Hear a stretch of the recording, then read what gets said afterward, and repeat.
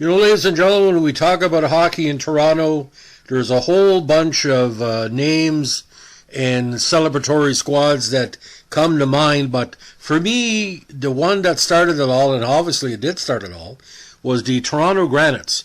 They were an amateur senior ice hockey team from Toronto. They were Allan Cup champions in 1922 and 1923. They were also chosen to represent Canada at the 24 Winter Olympics in Chamonix. And there, the Granites won the second consecutive Olympic gold medal for Canada's national men's ice hockey team. Now, according to published reports, formed in the 1880s, the Granites were the first organized ice hockey team in Toronto. The ice hockey squad was an offshoot of the Toronto Granite Curling Club, which still exists in 2023 as the Granite Club. At first, games were only exhibitions, such as visits from teams in Ottawa or Montreal, or local competition from the Caledonia Rink or other curling clubs which formed ice hockey teams, with no championships or tournaments.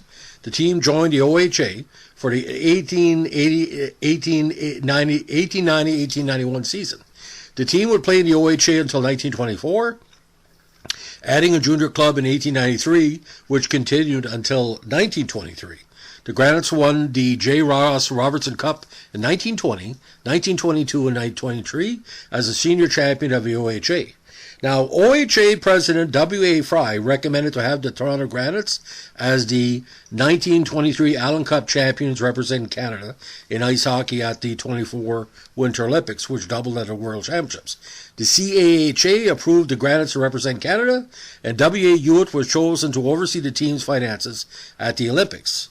Hewitt was also empowered by the CAHA to name replacement players as needed, and recruited Harold McMunn and Cyril Slater as replacements when 4 players from the Granites were unable to travel to France. In his weekly report to the Toronto Daily Star, Hewitt wrote that the Granites would face multiple changes in conditions compared to hockey games in Canada. He did not feel the team would be affected by playing outdoors on natural ice in the morning or afternoon, despite that the team was accustomed to playing indoors with electric lighting on artificial ice. He also felt that the larger ice surface and lack of boards around the sides of the rink, which would mean more stick handling and less physical play. The Granites eventually defeated the U.S. 6-1 and won all 6 games played to be the Olympic gold medalists. Now, team roster included the great Frank Rankin as coach, Jack Cameron, Ernest Gillette, Albert McCaffrey, Harold McMunn, Duncan Moreau, Beatty Ramsey, Cyril Slater, Reginald Smith, and Harry Watson. Now, why this team really stands out in Canadian hockey history is because they were sandwiched by 2 of the most important hockey teams in Canadian history at that time.